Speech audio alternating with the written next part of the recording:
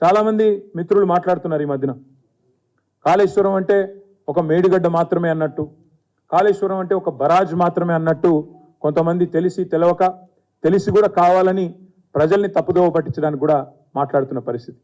అసలు కాళేశ్వరం అంటే ఏమిటి అనేది రాష్ట్ర ప్రజలకు ఈరోజు చెప్పదలుచుకున్నాం. దాంతోపాటు తప్పకుండా రాష్ట్ర ప్రజలకు అదేవిధంగా కొంతమంది తెలిసి తెలియక మాట్లాడుతున్న వాళ్ళకు కూడా సజీవంగా చూపెట్టాలన్న ఉద్దేశంతో మేము మేడిగడ్డకు కూడా బయలుదేరిపోబోతా ఉన్నాం. మరి పెద్దలు కేసీఆర్ గారు నల్లగొండ సభలో, బహిరంగ సభలోనే స్పష్టంగా చెప్పారు, మీరు పోవడం కాదు మేమే పోతాము నల్లగొండకి, మన మేడిగడ్డకి.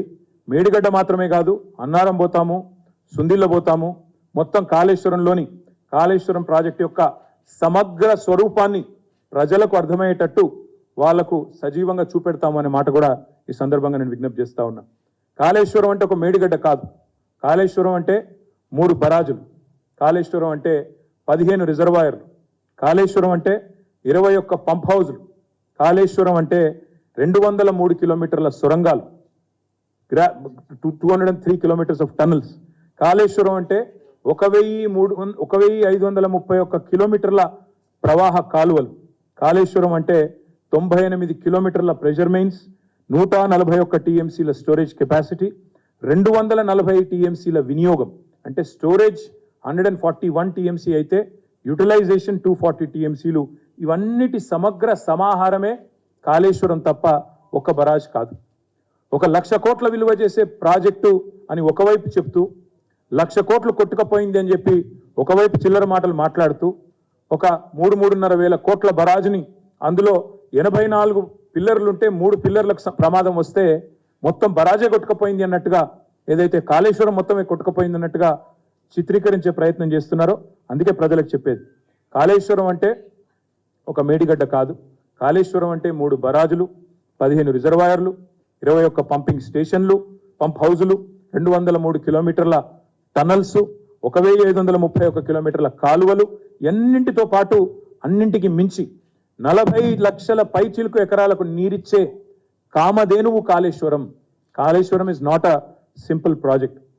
88 మీటర్ల ఎత్తు నుంచి, సముద్ర మట్టం మీద 88 మీటర్ల ఎత్తు నుంచి 618 మీటర్ల ఎత్తుకి మరి గోదావరి గంగను పైకి తీసుకొని పోయే, ఏటికి ఎదురెత్తుతూ పైకి తీసుకొని పోయే ఒక బృహత్తరమైన కార్యక్రమం కాళేశ్వరం. ఇంకొక మాటలో చెప్పాలంటే, తెలంగాణ టోపోగ్రఫీ తెలిసిన వారికి తెలుసు, తెలియని వారికి తెలియదు. తెలంగాణ దాదాపుగా ఒక గుడిసెలాగా ఇట్లుంటుంది. మధ్యలో హయ్యర్ ప్లాటో ఉంటే రెండు వైపులా, ఒకవైపు కృష్ణ, మరొక వైపు గోదావరి. కృష్ణ 100, 110, 120 మీటర్ల స్థాయిలో కృష్ణ ప్రవహిస్తుంటే అబవ్ సీ లెవెల్, ఇంకోవైపు గోదావరి 80-90 మీటర్ల లెవెల్లో గోదావరి ప్రవహిస్తుంది. పైన హైదరాబాద్ లాంటి పట్టణం 535 మీటర్ల పైన హైదరాబాద్. కొండపోచమ్మ సాగర్ లాంటి ప్రాంతం 618 మీటర్లు. లక్ష్మీదేవిపల్లి, షాద్ నగర్ ఏరియాలో 650 మీటర్లు. ఇట్లా ఏటవాలుగా ఉండే ఒక పరిస్థితి తెలంగాణది. తెలంగాణ యొక్క టోపోగ్రఫీ, దాని యొక్క పరిస్థితి తెలిసిన వాళ్ళు ఎవరైనా సరే తెలుసుకునేది ఏంటంటే, దిగువన పారుతున్న గోదావరిని ఎగువకు ఎదురెక్కించడానికి, రప్పించడానికి చేసిన భగీరథ ప్రయత్నమే కాళేశ్వరం. తెలంగాణ రాష్ట్రానికి కామధేనువు, తెలంగాణ రైతాంగానికి కామధేనువు కాళేశ్వరం. తెలంగాణను కరువు నుంచి కూడా గట్టెక్కించే కామధేనువు కాళేశ్వరం. తాగునీటికి, సాగునీటికి, దేనికి ఇబ్బంది లేకుండా చేసే అద్భుతమైన కామధేనువు కాళేశ్వరం. ఎన్నో కేసులు వేసినారు, ఈ ప్రాజెక్టు కాకుండా చేయాలి, కేసీఆర్కు మంచి పేరు వస్తుంది, తెలంగాణ దశాబ్దాలు పడ్డ కష్టం తీరిస్తే కేసీఆర్ శాశ్వతంగా ప్రజల గుండెల్లో మిగిలిపోతాడని చెప్పి ఎన్నో కేసులు వేసిన తర్వాత కూడా వాటన్నిటిని అధిగమించి, ఎన్నో రకాల ప్రయత్నాలు చేసినా వాటన్నిటిని అధిగమించి 400 పైచిలకు అనుమతులు సాధించి కేంద్ర ప్రభుత్వం ద్వారా, సిడబ్ల్యూసి కావచ్చు, ఫారెస్ట్ అండ్ ఎన్వైరన్మెంట్ మినిస్ట్రీ కావచ్చు, ఇంకా ఇతర శాఖలు కావచ్చు, గోదావరి గంగను మన పొలాల్లో ఉప్పొంగేలాగా చేసింది ఆనాడు కేసీఆర్ గారి నాయకత్వం, తెలంగాణ ఆనాటి ప్రభుత్వం.